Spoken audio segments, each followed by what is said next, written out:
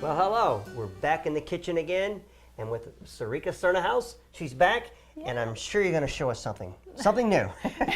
This is great. How have you been? I've been doing great. Thanks, Great, Kelly. good. So you're going to talk to us about soaking grains, and we've talked about soaking different types of nuts and stuff on here before. But why grains? And this is something that's going on for a long time. It is, yep. Okay. This is a traditional food preparation technique. Alrighty. If you go back in time for, forever, people have been pre-preparing grains. And you can also do it, you can do it with beans. Right. And folks are pretty used to doing used to that. Yep.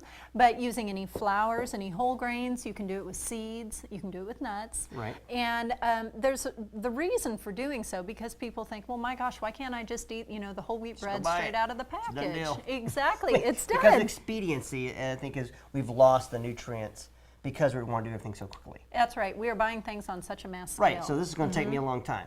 It doesn't. What you need to set aside the time for is for it to do what it needs to do. But the actual work on your part is very quick, very simple. That's what we want to hear. Yeah, so, and it's so it's true. not me doing all the work. No. It's let them do the It's work. the process. All right. Yeah, and the process does take time.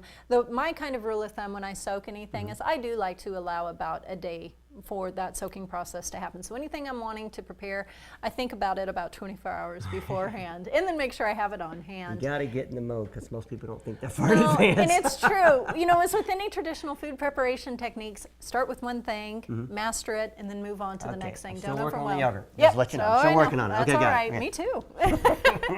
So what do we have? Yeah, and so what we have here, I brought along some coconut flour, Okay. and I also brought along some gluten-free rolled oats. Gluten-free. Gluten-free. Now, I know gluten-free.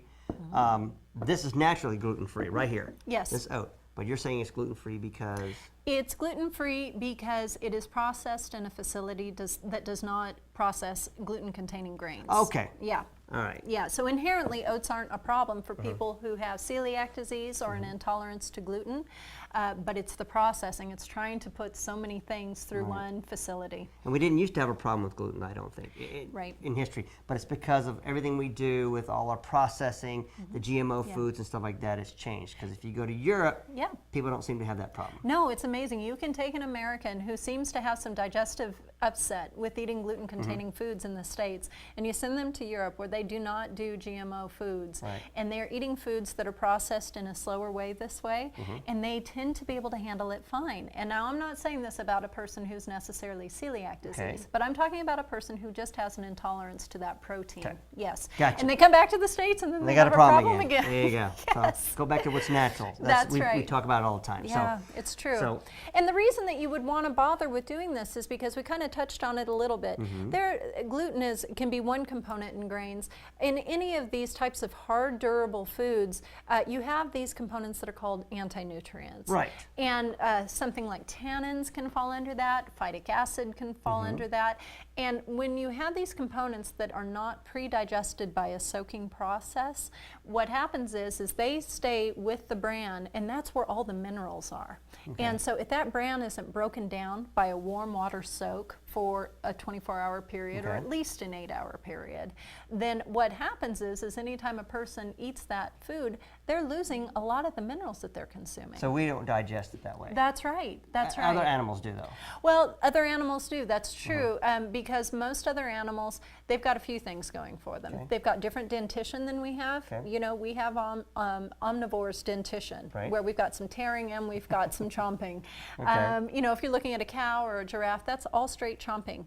And then if you look at what's inside of those animals, they tend to have multiple stomachs, which has different enzyme gradients, different pH gradients, and different bacteria. And so when we're dealing with a human being, what we're dealing with is an animal that has a rather simplistic, short digestive tract versus one of these other ruminants, like a cow. But the issue is we've also got a huge brain for what the rest of our body is. I'm not touching that one. So We really anyway. do. We really do. And so we need to get a lot of nutrition to support what's going on here. And if we're eating grains and nuts and seeds, legumes that are not pre-digested this way, then we are not getting the full spectrum of nutrition that our ancestors were accustomed to and what our DNA has been designed over the eons to support.